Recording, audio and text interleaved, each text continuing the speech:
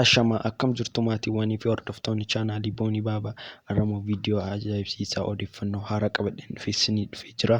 Viidiyoon koo har'aa artistii Jaamboo Jootee sirba haaraa koodeen koo jedhu qabatee waan dhufaa jiruuf chaanaalii isaa fuutanii sabskiraayib gootanii sirbicha akka gadhiifame miliyoona 10 akka galuu qabu hundumtuu keessaniif dhaamsan dabarsaa.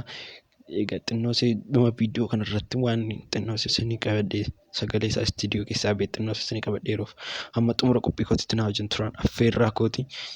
Warroonni chaanaalii keenya haaraa taatan sabskiraayib gochuun gara maatii keenyaatti dabalamaa isiniin jenna.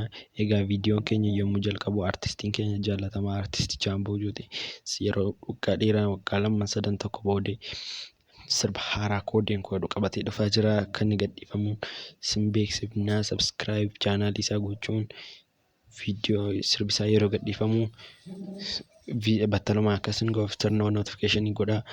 Sirbi isaa kun yeroo gadhiifamu uummanni Oromoo hundumtuu irratti hirmaachuun sheer gochuuf viidiyoo kana laayik uummata bukkeedhaan geessanii viidiyoon isaa immoo yommuu gadhiifamu uummanni Oromoo hundumtuu sheer gochuun akka uummata biraan geessanii torbe tokko gidduu miliyoona 10 galuuf uummanni Oromoo irratti hirmaadhaan isiniin jedha.